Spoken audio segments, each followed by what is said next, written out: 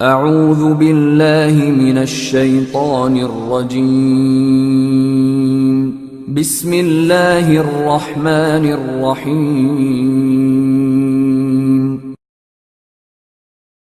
Programme وہ مجھے کسی نے بتایا کہ وہ لائیو شو میں ایک دم وہ ڈاکٹر عامر لیاقت صاحب جذباتی ہو کے چلے گئے۔ ٹھیک ہے، وہ ان کا اپنا مسئلہ ہے، مجھے کسی کی ذات یا شخصیت سے وہ نہیں، لیکن جو ایک وہ پھر میں نے بھی دیکھا، جب وہ خبریں پھیلتی ہے تو ہم نے بھی یوٹیوب پہ دیکھا،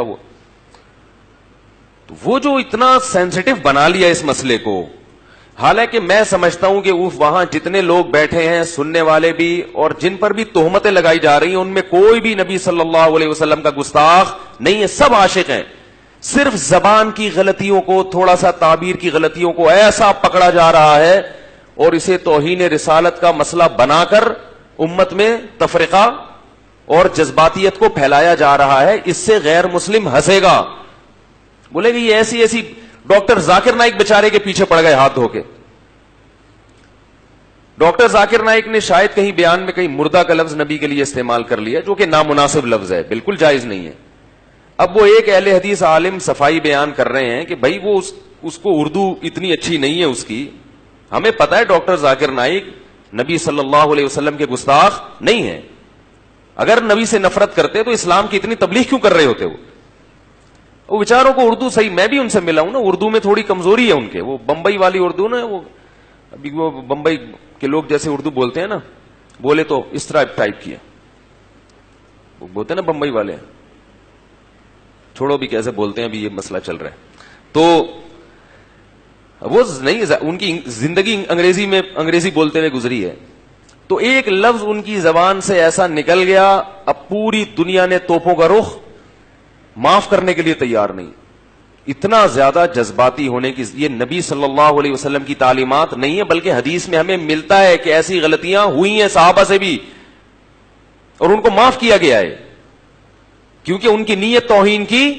نہیں تھی۔ دیکھو، نبی سے بڑی توہین تو اللہ کی توہین ہے نا،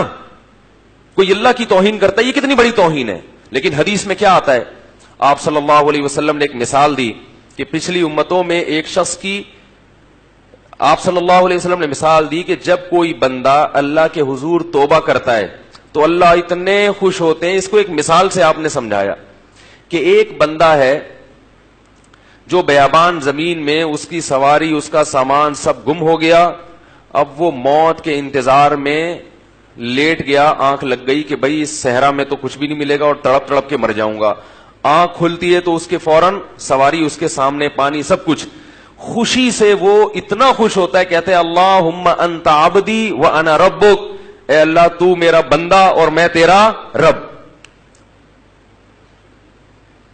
خوشی بہت زیادہ ہے، بولنا یہ چاہ رہا تھا کہ میں تیرا بندہ تو میرا رب، نکلا کیا اس کے منہ سے؟ شکر ہے اس وقت ویڈیو کیمرے ایجاد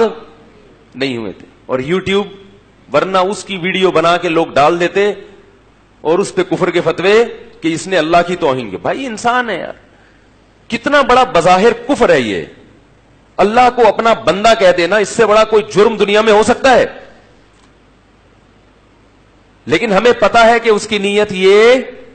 نہیں تھی۔ انسان ہے، کبھی کچھ کہنا چاہتا ہے، نکلتا کچھ منہ سے۔ یہ تو دن رات ہم دیکھتے ہیں، بعض دفعہ بولتا کچھ ہے، سنائی کچھ دیتا ہے۔ یہ ہماری جو حواس ہے نا، یہ انسان کے حواس ہیں، اس میں بہت غلطیاں ہوں گی، بہت کچھ الٹا پلٹا ہوگا، بہت کچھ غلط ہوگا، تو اللہ نے کہا سوری کر لو، معذرت کر لو، لیکن یہ سوری کی بھی قبول نہیں کرتے۔ تو یہی مسئلہ ہے کہ جب وہ اللہ کے بارے میں کہہ رہے اے اللہ تو میرا بندہ میں تیرا رب، آپ نے فرمایا اخطا من شدت الفرح، اتنا خوش ہو گیا تھا کہ بیچارے کی زبان سے غلط الفاظ نکل گئے۔ پھر آگے حدیث میں یہ بھی نہیں ہے کہ کریکشن کی یا نہیں کی، بس ہو گیا تو ہو گیا، مطلب یہ کہ اللہ کو تو پتا ہے کہ میں کیا کہنا چاہتا ہوں۔ تو اسی طرح ڈاکٹر ذاکر نائک بیچارے نے اگر یہ کہہ دیا مردہ کا لفظ، جو غلط ہے، نہیں کہنا چاہیے، لیکن ہمیں پتا ہے کہ ڈاکٹر ذاکر نائک رسول اللہ صلی اللہ علیہ وسلم کی توہین کے مرتکب، اس کو اتنا سینسٹیو مسئلہ بنا لیا کہ بھائی ہم تو پروگرام بھی نہیں کرتے اور یہ اور وہ،